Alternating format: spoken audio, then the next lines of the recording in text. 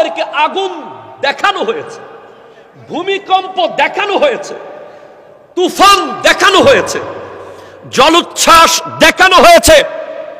এবার আল্লাহ বলছেন আজিফাতিল আজিফা, দ্য ডে অফ জাজমেন্ট, বিচার দিবস, কিয়ামত একেবারে সন্নিকটে। লাইসা লাহা মিন দুনিল্লাহি কাশিফা, অন্য সবকিছু তোমরা চেঞ্জ করতে পেরেছো, দোয়া করে গজবকে ফেরত দিতে পেরেছো, দোয়া করে অ্যাক্সিডেন্ট ঘুরিয়ে দিয়েছো, বিভিন্ন ওসিলায় আযাব রুখে দিয়েছো, কিন্তু কিয়ামতকে কেউ রুখতে পারবে না। হাসরকে কেউ, একমাত্র আল্লাহ ছাড়া হাসরের ময়দানকে, দ্য ডে অফ জাজমেন্টকে, বিচারের মাঠকে একমাত্র আল্লাহ ছাড়া কেউ এই ডেট, এই শিডিউল, এই টাইমিং, এই প্রোগ্রাম চেঞ্জ করতে পারবে না। ঠিক কিনা বলেন না? অন্য সব ছোটখাটো যা ছিল তোমরা চেঞ্জ করে ফেলেছো।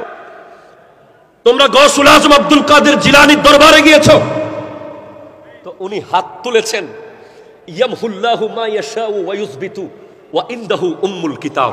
সুবহানাল্লাহ বলেন না? আল্লাহ উম্মুল কিতাব থেকে ফান্ড দিয়ে, উম্মুল কিতাব থেকে বরাদ্দ দিয়ে বিভিন্ন কিছুকে চেঞ্জ করে দিয়েছেন। দোয়ার মাধ্যমে পরিবর্তন হয়েছে, মায়ের দোয়ায় পরিবর্তন হয়েছে। সুবহানাল্লাহ বলেন। বাবার দোয়ায় পরিবর্তন হয়ে গেছে, গরিব নওয়াজের দোয়ায় পরিবর্তন হয়ে গেছে, কালুসার দোয়ায় আযাব চলে গেছে। ঠিক কিনা বলেন না?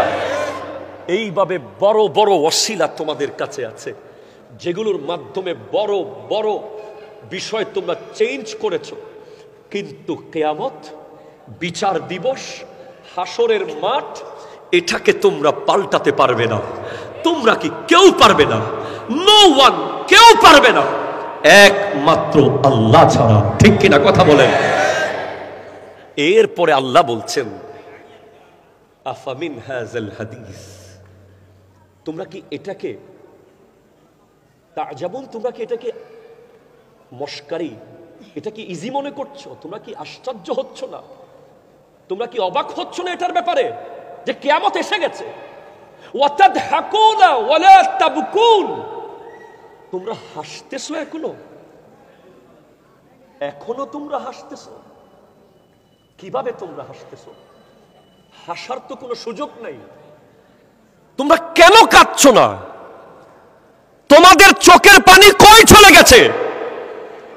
আজকের চোখের পানি আপনি দেখেন না, যেই চোখের পানি সোনাইছড়ির মসজিদের কোনায় বসে বসে পড়ার কথা ছিল, এই চোখের পানি এখন খেলার মাঠে বসে বসে পড়ছে। ঠিক কিনা বলেন? যেই চোখের পানি জায়নামাজে বসে বসে রাতের 3টা বাজে পড়ার কথা ছিল, এই চোখের পানি এখন টিকটকের ভিডিও দেখে দেখে পড়ছে। যেই চোখের পানি আল্লাহর সাথে দূরত্ব হওয়ার কারণে, নামাজ চলে যাওয়ার কারণে পড়ার কথা ছিল, যেই চোখের পানি কোরআন থেকে সরে যাওয়ার কারণে পড়ার কথা ছিল, যেই চোখের পানি নবীজির সুন্নাহ থেকে সরে যাওয়ার কারণে পড়ার কথা ছিল, সেই চোখের পানি পড়ছে কোনো বেগানা নারীর জন্য, সেই চোখের পানি পড়ছে দুনিয়ার ক্ষমতার জন্য, সেই চোখের পানি পড়ছে দুনিয়ার ধন দৌলতের জন্য। অথচ তোমরা কি শুনো নাই? আমার নবী বলছেন, আন ইবনে আব্বাস রাদিয়াল্লাহু তাআলা আনহুমা সামি'তু রাসূলুল্লাহ সাল্লাল্লাহু আলাইহি ওয়াসাল্লাম ইয়াকুল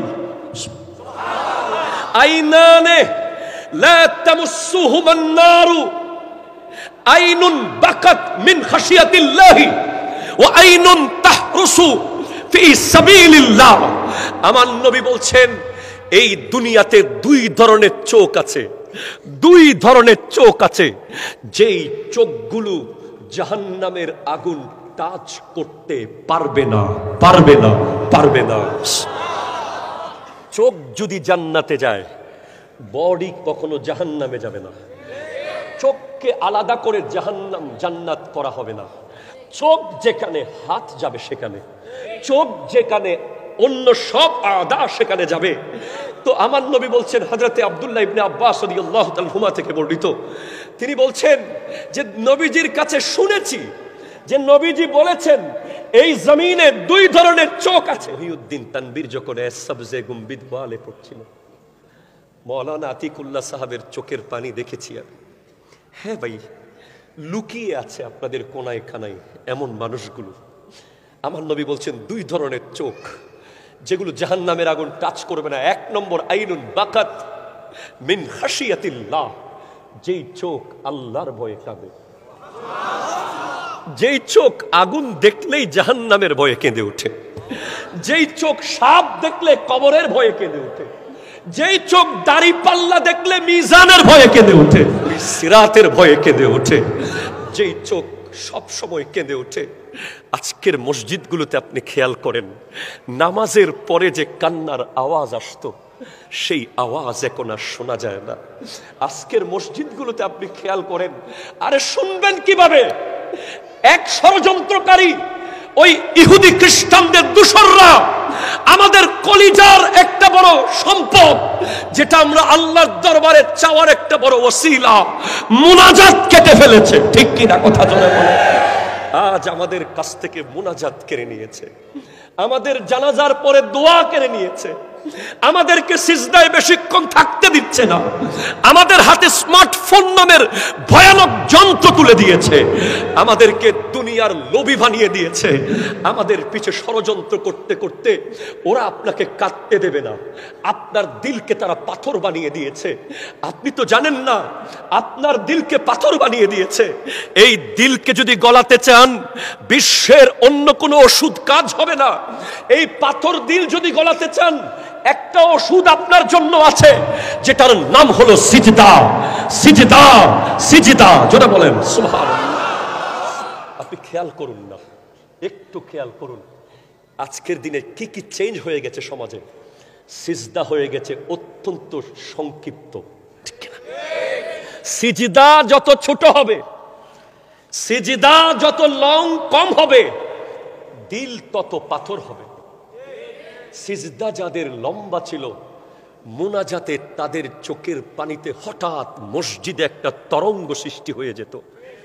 মসজিদের কোনায় হঠাৎ একজন হু করে কেঁদে উঠত, মনে হতো যেন সবার চোখের পানি আসার একটা ওসিলা উনি হয়ে গেলেন।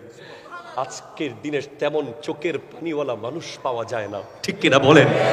এই চোখের পানি যাদের বন্ধ হয়ে গেছে মসজিদে, এই চোখের পানি যাদের কোরআনের তিলাওয়াতের সামনে বন্ধ হয়ে গেছে, এই চোখের পানি যাদের আসে না, তারা আদৌ মুমিন আছে কিনা আমরা জানি না।